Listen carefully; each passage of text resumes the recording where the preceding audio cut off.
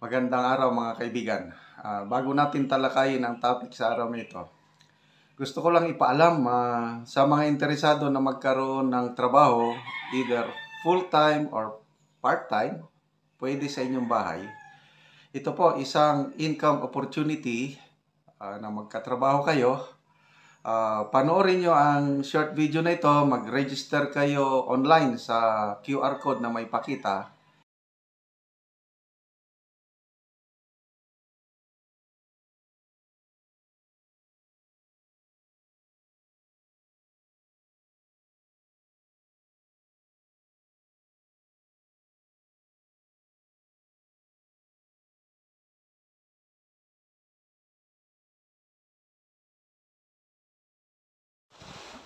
Pag-usapan natin ngayon mga kaibigan ang kalunos-lunos na kalagayan o naranasan ng mga kapatiran nating Bicolano, specifically sa probinsya ng Albay. Ito, may interview ang ANC, si Karen Davila sa governor ng Albay. Grabe, ang baha umabot hanggang bubong at maraming kababayan na hindi natugunan ng rescue. Okay, pakinggan natin ang interview na ito at bigyan natin ng reaksyon. Tubig. Hanggang bubong po.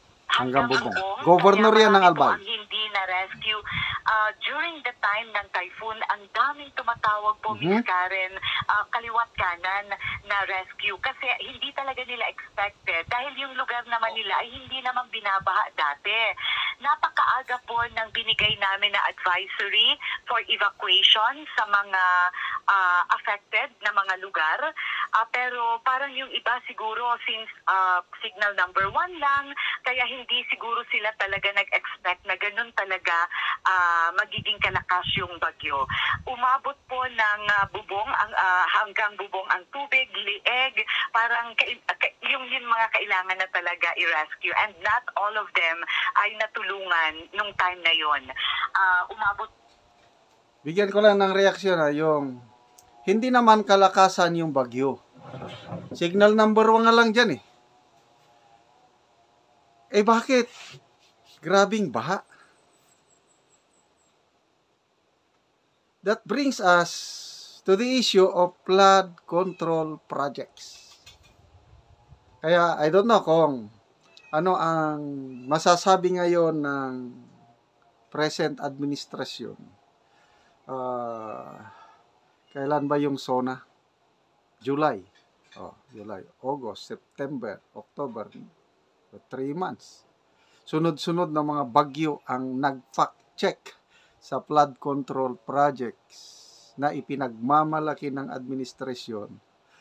5,500 projects ang natapos na nating flood control projects. Marami pa ang ginagawa. Palakpak naman. So, ito na yung pinakamabisang fact check ang nature. Bagyo Karina, Bagyo Inting, pa yung mga dumaang bagyo. I think pang-apat na bagyo na ito, Bagyo Christina.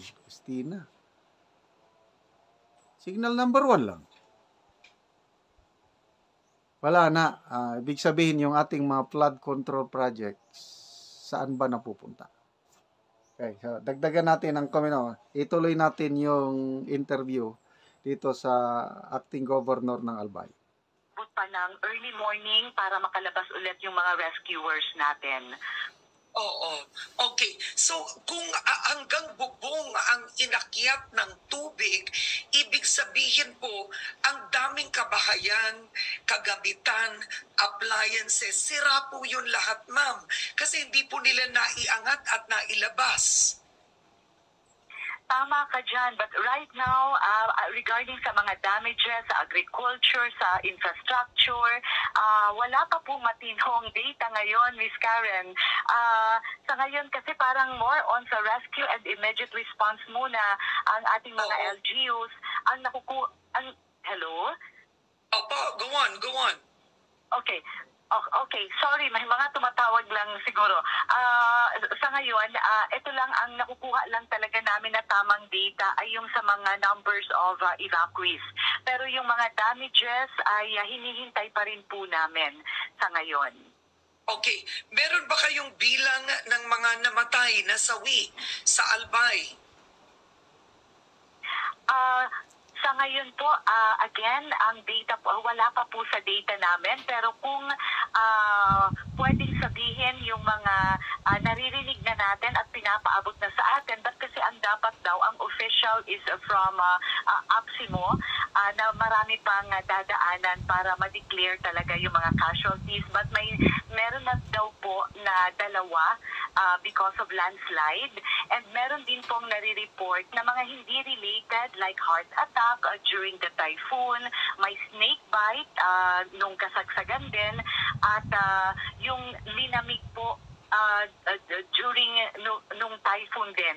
May mga ganyan na. Pero kung related talaga yan, ay hindi ko pwedeng sabihin pa. Hihintayin ko po yung official casualty report. Oo. At ma'am, pa-check nyo na rin kung may gamot kayo dyan for leptospirosis. Kasi marami yan maglalakad sa banga pagkatapos. Tama po yan. Well, sa ngayon naman po ay nag-prepare na din po tayo ng mga medicines para ma-access yung mga medical needs, and nagdi-distribute na po tayo ng essential na mga gamot na kailangan hindi lang po sa evacuate. Okay, speaking of relief goods, gamot, pagkain at iba pa. Nako, sa meeting na pinatawag ng Pangulong Marcos bago naglandfall yung bagyo, inamin niya, we have a problem on budget. I don't know, kulang ang budget. Dahil ba sa grabing bigay ng ayuda, naubos na ang pundo sa DSWD dahil halos araw-araw na ayuda. So pagdating sa ganitong sakuna, ulitin ko, mismo sa conference na pinatawag ng Pangulo, galing sa kanyang bibig, we had a problem on budgeting. What shall we do? Anong gagawin natin? Tapos sabay kamot sa ulo. So sana, lesson learned ito na wag namang ubusin sa ayuda. Dahil yung mga ganitong pagkakataon, kailangang maging handa ang gobyerno. Center, but sa ating mga city health offices, mga rural health offices, at lalo na po sa mga hospitals po dito po sa probinsya ng Albay. Oo.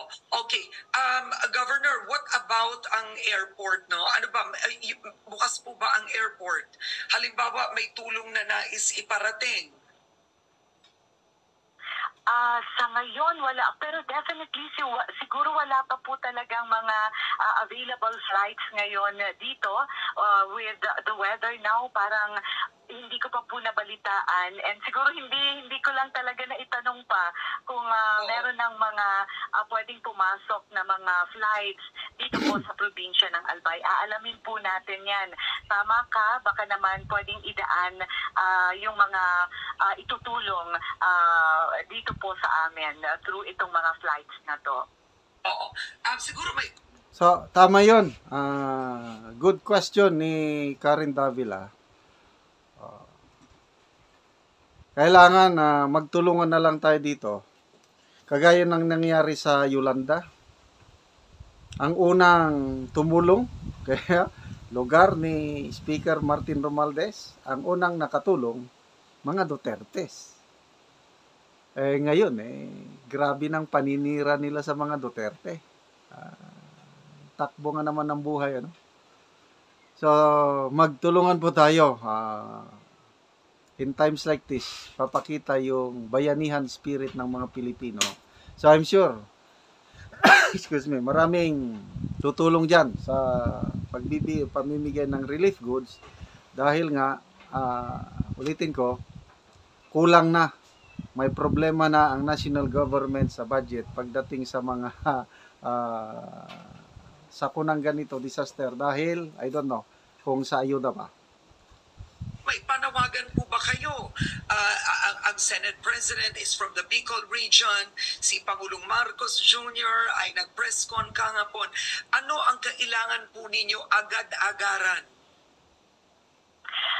Yung mga pangangailangan po sa evacuation center na talaga naman walang patid po ang coordination ni Secretary Rex Gatchalian, ang DSWD. Nandiyan naman po ang pagtulong na nila. Okay, so sana hindi na ito maulit pa na pag may warning na, mag-evacuate na kagad. Huwag nang hintayin na ang baha aabot pa sa bubong. Iba na ang panahon ngayon, yung climate change.